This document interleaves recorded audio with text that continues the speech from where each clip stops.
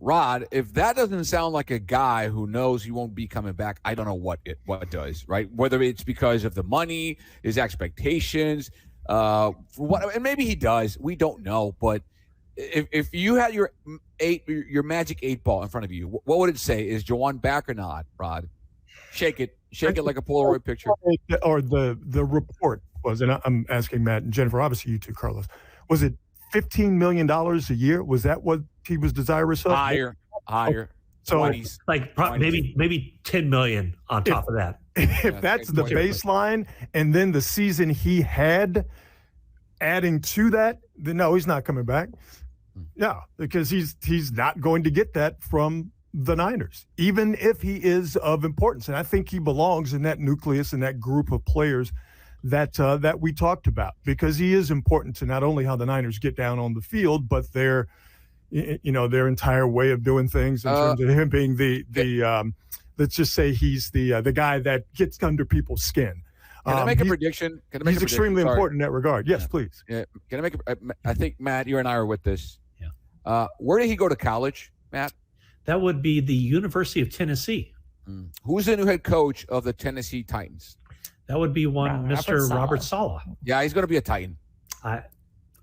It makes perfect sense, doesn't it? Mm-hmm. I mean, if you're a head coach coming in and you're trying to build your culture, and Robert Saleh is a culture guy, you're going to want a butt kicker on the other side of the ball. I mean, you're going to want a guy. That was the word I was looking for. A culture setter. And a guy who's reliable for your number 1 draft pick, young quarterback. So, I mean, to bring a guy like that in, have a guy who's responsible, who knows exactly where the chains are. He's not third and Jauan for nothing. So to have a guy that can do that for your young quarterback and be reliable for him, it's a good tool to have. And I'm not going to pretend I know Jauan Jennings' mindset and where he is, but I can just tell you generally, whenever a player who's been with a team for a period of time hits the open market because he didn't get the kind of contract he desired from his team, he's more willing to start somewhere new. Right. Yeah. Let's talk about the free agency, because that's the topic at hand. Jennifer, you first. Matt is dying, coughing next to Jennifer. If you survive Matt's rabid cough attack, Jennifer, here are some notable free agents for the 49ers. How do you see this playing out? You know what? Matt, are you okay? Need water? Need a hug? Could you hear me coughing? No, but I can see you dying on screen. How do you know I wasn't just miming coughing? You're not good. It's because you're as red as the graphic we're looking at. Or that good of an actor. Jennifer, how do you see this playing out? Let's begin with the free agents before we go to the draft. You get the free agency. Which of these players you think will be coming back, Jen? Well, we asked Kyle and John specifically about the special teams group that really was solid, and that was a place where they needed to have improvement. So he said that Thomas Morstead, John Weeks, the 2 guys who are approaching 40 on the special teams, are not thinking about retirement. They are interested in coming back. So we haven't heard anything about Eddie Pinheiro. Obviously, he is a guy that definitely is a position of need for the 49ers. But looking at that group, Spencer Burford is going to get paid.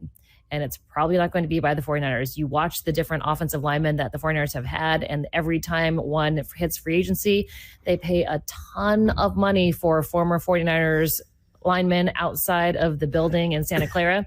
So I would expect that to happen. I think Tonjes is back. So I think he's pretty sure he's a restricted free agent. Mm-hmm. Yeah.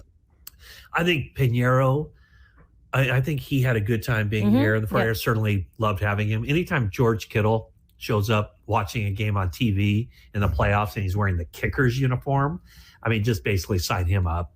And then that was some serious campaigning, I think, too. Yeah. I would think the specialists, maybe Morstead's back and Weeks is back, but I think the majority of those guys will not be back. Jennings, no. Bourne, no. Robinson, no. So I mean, there's going to be. How about Sky Moore? Will he come back to torment Ron Price? Well, I mean, they have Jacob Cowing on the roster still. Jacob Cowing is and Junior Bergen. Both those guys are return guys. They didn't play this year, but I think that's who they brought him in for. For the right price, Sky Moore comes back, because I do think that they believe there's some untapped potential there as a receiver. They just got him too late in training camp to really have him make much of an impact on offense.